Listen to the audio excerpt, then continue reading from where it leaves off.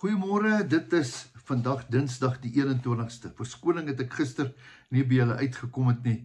Gister was 'n bietjie 'n maldagie by my.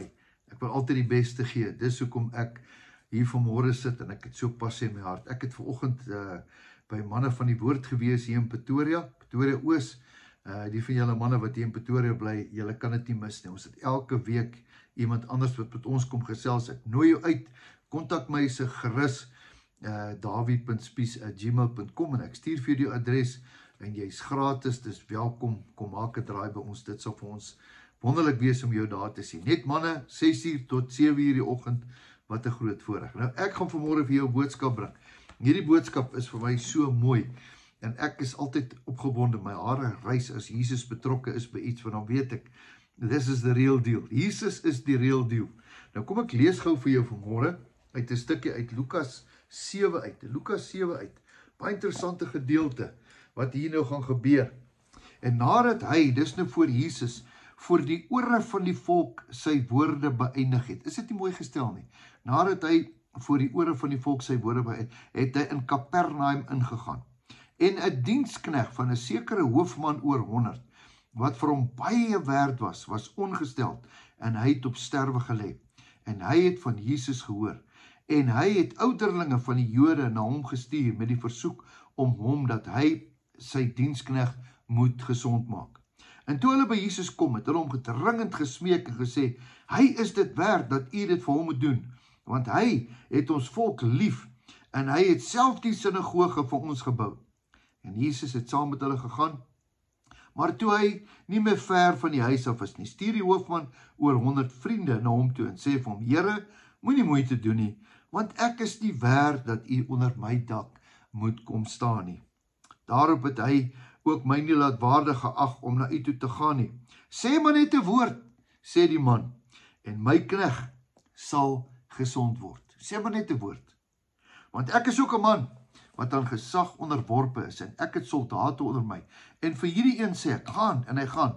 En vir die ander een sê, kom, en hy kom. En vir my diensknegt, doen dit, en hy doen dit. Toe Jesus het hoor, was hy oor hom verwonderd. Hy wat gesê, wow, wat 'n mens. Dis eintlik wat hy gesê het. En hy draai om hom en sê vir die skare wat hom volg, ek sê vir julle, selfs in Israel het ek nooit so groot geloof gevind nie. Wow, hierdie man was 'n moordman wat geloof. Here, nie hoef niks te doen nie, spreek dit 'n woord van geloof. Dit sal vir my genoeg wees. En toe die wat gestuur was, teruggegaan in die huis, vind hulle dat die siek diensknegt het gesond geword. Weet julle, die rede hoekom ek hierdie woord vanmôre vir jou bring, is dat baie keer, dan dink ons, jy moet so maak, jy moet so maak, jy moet so maak. En baie keer gaan dit oor, Here, ek weet u kan. Here, spreek net 'n woord. Here, u kan. Ek kan nie, maar u kan. En dit is vir my so wonderlik, dat jy iemand kry, dat selfs Jesus sê, wow, hier's nou vir jou ou met geloof.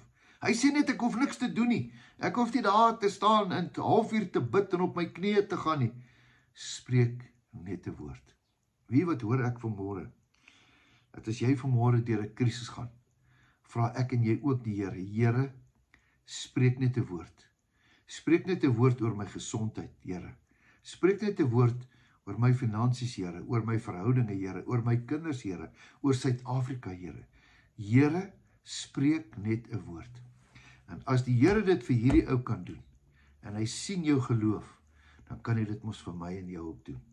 Vanmôre sê ek, Here, spreek net 'n woord. Kom ons bid saam. Here, spreek asseblief net 'n woord in hierdie oomblik. U weet wat ons behoeftes is. Here, spreek 'n woord oor ons gesondheid.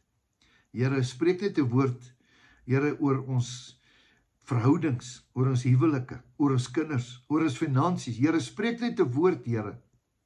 Spreek net 'n woord. Dankie daarvoor, Here. Dankie dat u ons hoor. Ons hoef nie al die detail te sê nie, Here. Voordat ons bid, weet u al. Ons geloof sê dankie daarvoor. Ons bid dit in Jesus se naam. Amen. Mag jy 'n fantastiese geseënde dag hê. Kyk net buite, hoe die voeltjies bly is, hoe die gras besig is om te groei na die lekker reën hier in Pretoria. oor die wêreld die Here loof en prys. Moenie dit mis nie. Moenie die vonkel in jou kind se oë ook mis vandag nie. Gaan na jou kind toe, sit jou hand op sy kop, bel hom, seën hom, sê vir hom jy is lief vir hom. Onthou, jou beste lê voor. Totsiens tot 'n volgende keer.